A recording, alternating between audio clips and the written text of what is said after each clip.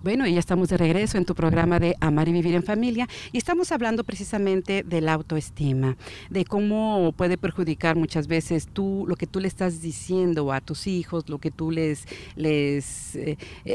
ofendes o les lastimas sin querer. No digo que lo hagas a propósito, verdaderamente yo sé que los papás lo hacen, muchas veces lo hacen de buen corazón, a veces sí lo hacen para ofender porque los hijos los han ofendido, pero bueno, nosotros somos los adultos, nosotros conocemos más todavía de la palabra de Dios, así que realmente recárgate en la palabra de Dios. Recuérdate que un buen católico siempre se va a recargar y va a hacer que la palabra de Dios sea viva en toda palabra y en toda acción. Pues de nada sirve entonces que conozcamos a Dios si no practicamos en acción lo que nosotros aprendemos de nuestro Señor. Así que pues bueno, también una parte muy importante que yo hacía dentro de la dinámica, les hablo cuando hacía yo las predicaciones en las iglesias, cuando se podía. Una de ellas era también cuando yo decía, bueno, cuando me decían, no sé, no puedes, no sabes, ¿no? Tú no sabes y no puedes, ¿no? Y yo decía, sí, por favor, sí, hago lo que tú quieras y mira, dejo la iglesia y dejo a Dios y yo te sigo, ¿no? Eso lo hacía también para significar esa parte en la que, por ejemplo, los señores o alguien te dice ya no vayas a misa, ¿para qué vas si no cambias? Mira, sigue siendo la misma, de nada te sirve rezar otra vez con tus rezos y demás. Vas a recibir mucho de eso. Es importante que tú no dejes a Dios de lado, porque recuerden que amarás a Dios sobre todas las cosas, al prójimo como a ti mismo. No significa que dejes a Dios en el último lugar o en tercer lugar o como sea, no. Es a Dios sobre todas las cosas. Nunca dejes a Dios y créeme, cuando lo empiezas a buscar, aquella persona que realmente empieza a buscar a Dios y a vivir a Dios en su corazón y escuchar la palabra de Dios y a seguirla, entonces empieza a vivir de una forma diferente. Luego entonces llega a tener verdadera paz en su corazón, en su vida, y empieza a manifestar esa paz y esa alegría hacia los demás. Y créanme que eso hace una enorme diferencia, aunque las personas te digan no vayas, no esto, no aquello. Recuerda, mira a través de quién te está diciendo esas palabras. Quizás sea de tu esposo, quizás sea de tu pareja, quizás sea de tu mejor o mejor amiga, como sea que sea, pero qué espíritu le está manejando. ¿A qué me refiero? No es que sea malo tu esposo, tu pareja o aquello amigo o aquella persona que te lo está diciendo. Simplemente es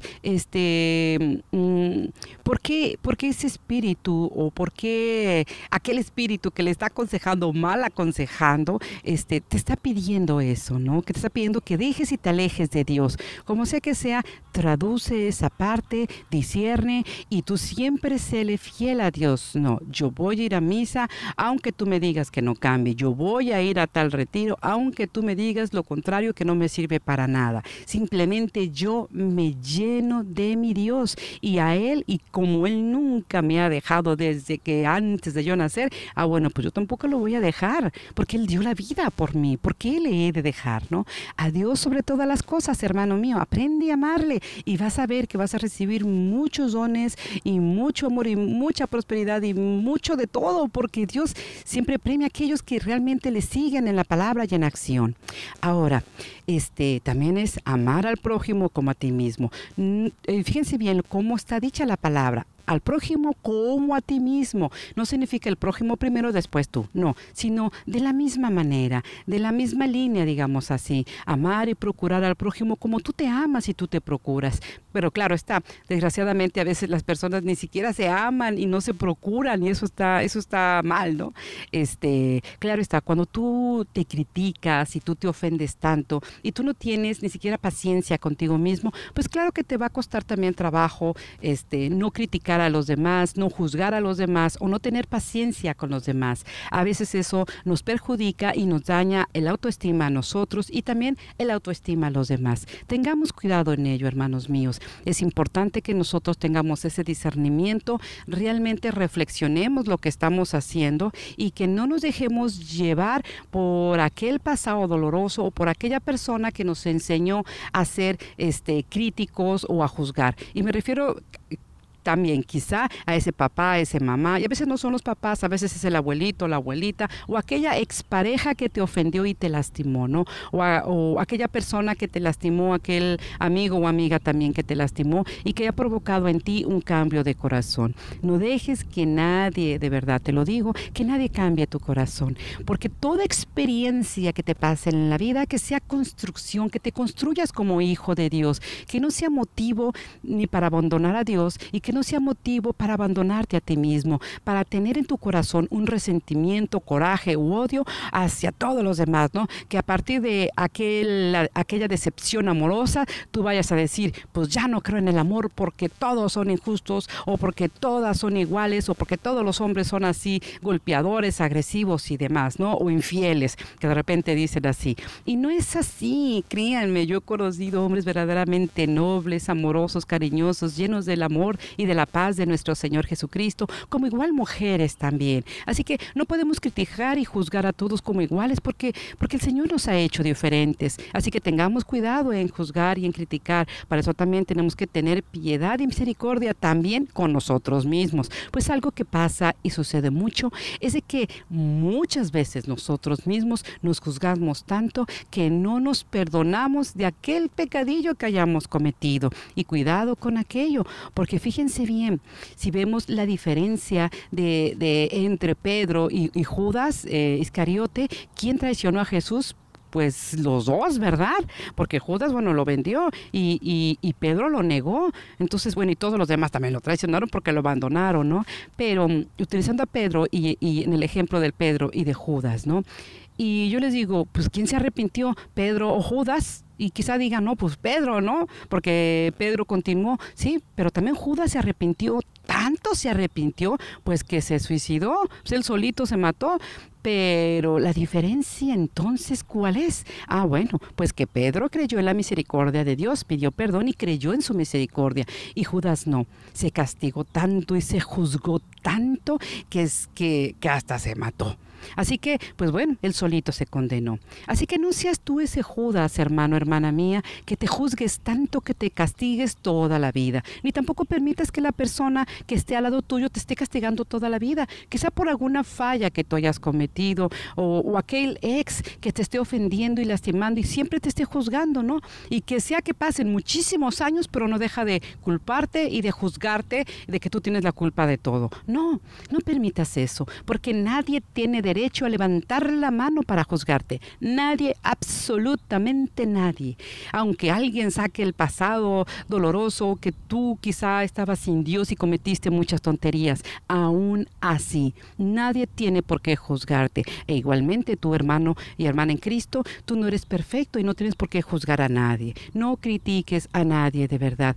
Créanme que yo en el consultorio he tenido que atender igualmente hermanos en Cristo que han cometido graves pecados, pero de verdad graves, ¿no? El ofender a sus propias familias, el tocar a sus propios hijos o hijas. Entonces, cosas que uno dice, ay caray, qué fuerte de escuchar eso. Pues claro está, pero ¿y quién eres tú para juzgarles? ¿Y quién eres tú para ofenderles? ¿Quién eres tú siquiera para levantar el dedo, no?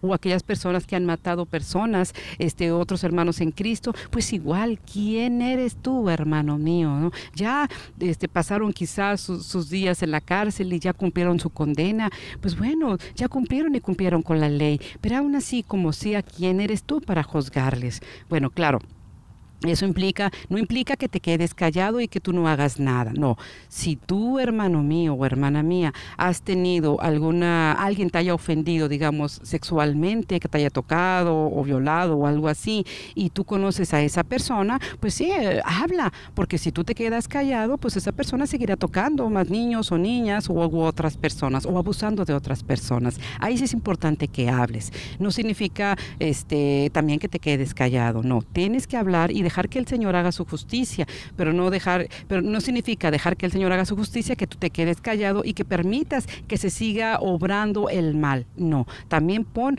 tú un límite, ¿no? Y eso también es muy importante. Pero hayas hecho lo que hayas hecho, nadie, absolutamente nadie, tiene que levantar el dedo para juzgarte, porque nadie tiene ese derecho. E igualmente, tú no tienes ningún derecho para juzgar absolutamente a nadie. Que eso quede muy claro. ¿Ok? Bueno, otra parte que me gustaba yo hacer en esta parte de la dinámica era el hecho que igual, ¿no? Me decían, tú no sabes, tú no puedes, tú esto. Y entonces yo respondía agresivamente, pues tú tampoco sabes, tú no puedes y demás, ¿no? Y una forma igualmente de significar que no es correcto que nosotros aprendamos las mismas conductas agresivas de la otra persona. Es decir, si la otra persona aprendió o mal aprendió de una forma pues bastante grosera al insultarte, golpearte y demás, lo peor que podemos hacer es hacer lo mismo. Porque ¿en qué persona te conviertes? Fíjate bien, cómo te comportas a partir de que estás en ese contacto con esa persona. ¿Te has vuelto un poquito amargado o amargada? ¿O te has vuelto más agresivo o agresiva? ¿O antes tenías más tranquilidad y paz en tu corazón, y a partir de esa relación o esa forma de comunicarse o mal comunicarse, tú has tenido más estrés y has descargado tu coraje inclusive en tus hijos? Y eso sucede mucho en pareja, ¿eh? Cuando empieza mucho la agresión, ya no saben cómo hablarlo y discuten de tal manera, tan ofensivamente, que a veces la persona se siente tan frustrado que donde revienta es con los hijos. Y ay, pobres chiquillos, ¿no? Los chiquitos y los jóvenes también, ¿no? Y por eso inclusive algunos jóvenes dicen, pues vámonos de aquí, yo me voy de mi casa, y ahí te ves, papá, y ahí te ves, mamá, porque ya no toleran la situación de agresión que están mirando ellos mismos. E igualmente, ¿tú qué estás haciendo en esa protección, digamos, de tu familia, de tu iglesia? ¿De qué manera estás dejando envenenar esta parte del corazón de tus hijos? Porque tú mismo te estás convirtiendo en una persona agresiva. Haz esa reflexión. ¿Qué está pasando contigo? ¿Estás dejando de perder? ¿Estás dejando de perder la palabra de Dios? ¿Estás dejando de ver a Dios en todas partes? Cada milagro, cada bendición, cada sitio que nos regala nuestro Señor es un momento de realmente de reflexionar y de entrar en razón, donde el Señor nos grita y nos dice, te amo, hijo, te amo, hija mía, mírame, voltea a mirarme. Yo no quiero eso de ti. Yo no quiero que grites, ni que ofendas, ni que te encierres en esa oscuridad. Deseo profundamente que seas feliz. Renueva tu matrimonio, renueva tu forma de comunicar, de hablar, de amar. Eso es importante y eso es fundamental. Por ello es importante que nosotros hagamos oración, y dentro de la oración llegará ese discernimiento para que nosotros mismos podamos entrar en razón. Pídele al Espíritu Santo, hermano mío, que no te deje, hermana mía, porque el Espíritu Santo siempre va a estar atento a escuchar esa súplica que nace de tu corazón. Un verdadero cambio es lo que necesitas para que tú puedas vibrar en esa hermosa armonía que te da el amor de nuestro Señor Jesucristo. Pero bueno, vamos a una breve pausa, pero seguimos en tu programa de Amar y Vivir en Familia. No te vayas.